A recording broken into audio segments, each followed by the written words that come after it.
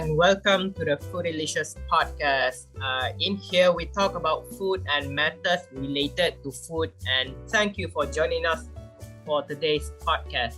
I'm your host, Kyle, and today we are going to talk about food addiction and why do we crave it. To better understand this question, we'll talk with our special guest today, Miss Yalini, who is a chef in Michelin star restaurant. Hi, I'm Yalini. As well as Mr. Akhil, who is a culinary art lecturer in MSU College. Also, Miss Fatima, who is a representative from Culinary Student Association. Hi guys, I'm Miss Fatima. Okay, finally, our special guest in 2018, she has become owner of a famous restaurant. She is, drumroll please, the founder of Pertinence Restaurant, where French cuisine is adorned with Japanese technique. Were awarded their first star in 2018 Michelin Guide France. Miss Nazia on our show. Miss Nazia. Hello everyone, my name is Miss Nazia.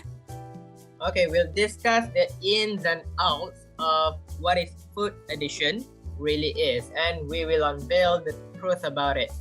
And I'm sure it will offer listeners useful information and tips at the end, so be sure to listen all the way through for the details.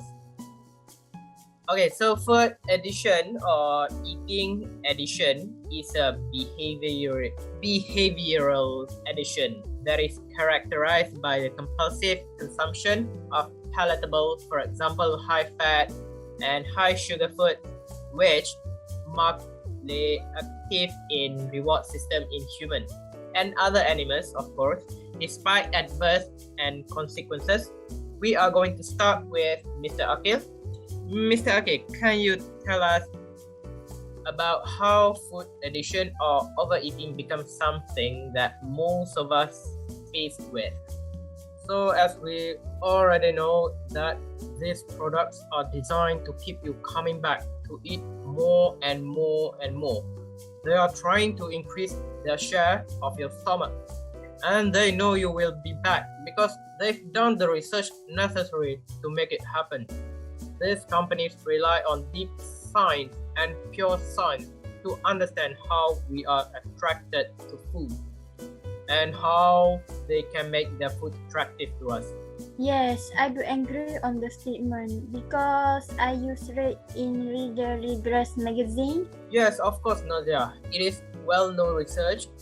Furthermore, there is also mouthfeel, maximum biting force, and the crucial ideas of sensory-specific safety, which refer to the rate and which a food product loses its attractiveness as it's eaten. It is because this corporation make a concentrated effort to make their foods not bland but extremely well blended. So when food has one overwhelming flavor, it is attractive. It will be really attractive to us initially, but then when we'll get wary of them fairly quickly. This is done to avoid people from becoming overly full and stopping eating too soon. If the taste becomes too strong, consumption will halt, and snacks must be consumed continuously until the package is empty. It's because the processed food industry three pillars are salt, sugar, and fat.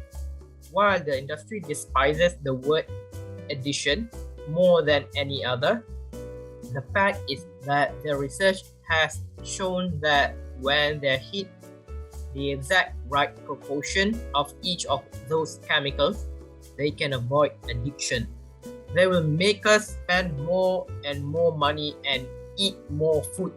Not only that, if unhealthy, highly processed food are addictive, and whether this contributes to overeating and obesity, it is a topic of continuous scientific discussion. We discovered numerous points of agreement during this discussion series. including the following. The first one is addictive like eating exists. Second is mechanisms implicated in substance-related and addictive disorders contribute to overeating and obesity. And the last one is food industry processes are a key contributor to this phenomenon. We are also agree that obesity, which is a complex illness, is not the same as addictive like eating, and that further research is needed to better understand addictive like eating. There are also disagreement over the quality of evidence suggesting highly processed foods are addictive.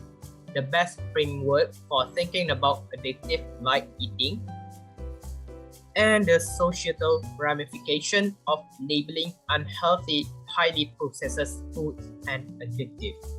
Okay, thank you, Mr. Akil. You just opened up my mind about food industry roles in these situations. Let's go to Ms. Yalini for a response. Ms. Yalini, what do you think of Mr. Akil's comment?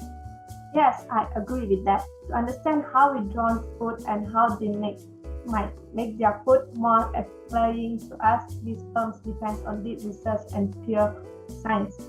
And I would like to share some tips on how to stop food addiction, because I know some of you have a food addiction, lost control of your eating habit, and spend an excessive amount of time thinking about food and overeating, or anticipating the emotional consequences of compulsive overeating. First and foremost, do not go on a diet. Weight loss should not be a priority during the first few months of regaining control of your food habit.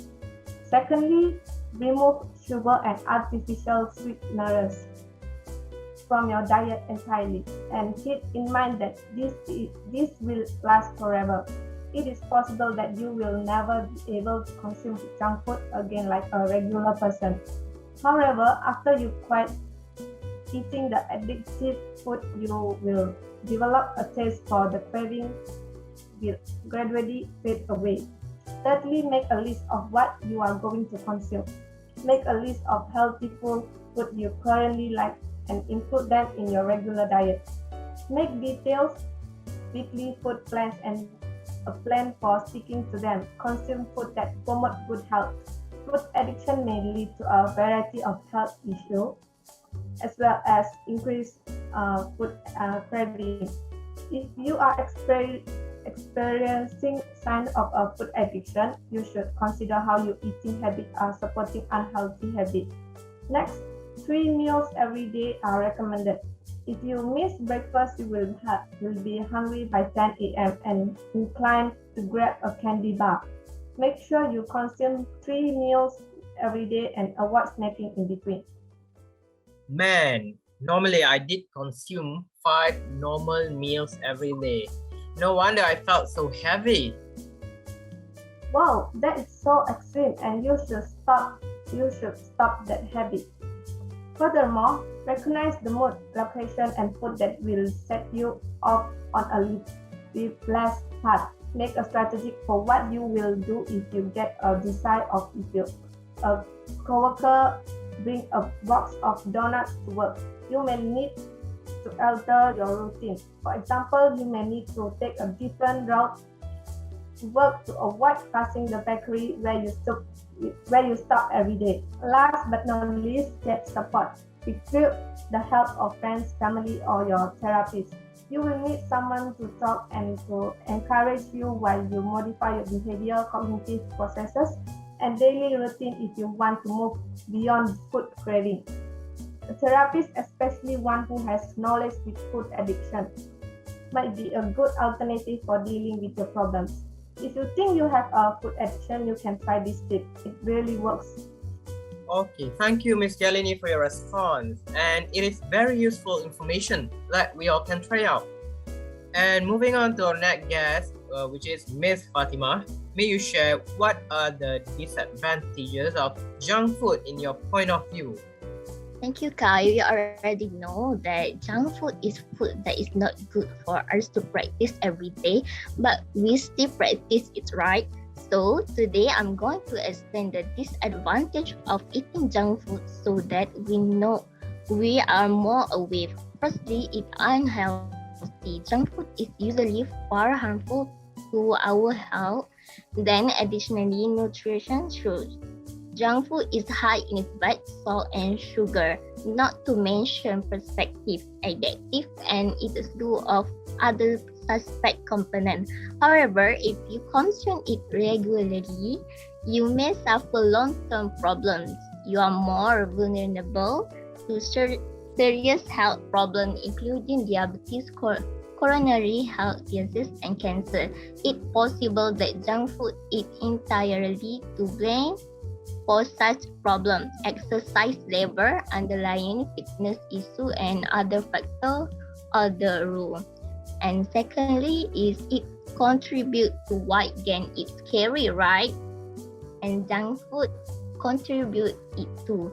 It also has all of the sugar, that fat, and salt that I described previously. If you consume enough for it, you gain weight more quickly than if you eat healthy things. They are awful news for junk food loving kids, but it also bad news for grown up.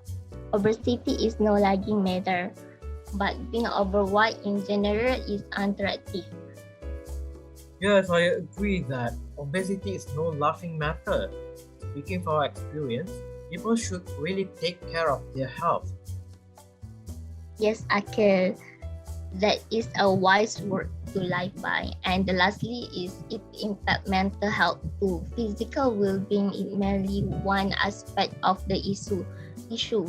Junk food effect of the mind as well. To begin with, there is a clear connection between physical and mental health. If your body is happy, so is your mind, and vice versa. Your body lacks the nutrient it needs, and your mind and mood suffer as a result. You are in a far rough time if you add the bad self-image that comes with it. Sugar, natural fat, and carbohydrate rise blood sugar level when you eat junk food. As a result, your mood plummet, depression, hormone, anxiety, and depression, and other implement feelings are becoming more common. And I think that's all for today. And I pass to Kai. Thank you, Miss Fatima. And we have known that what is disadvantages of junk food. Now a question to Miss Nazia. You are known with deep understanding and knowledge of food science, nutrition, and diet, and are responsible for preparing meals that are as pleasing to the eye as they are to the palate. What is the addiction of junk food and the root of that problem? Thank you, Mr. Kai.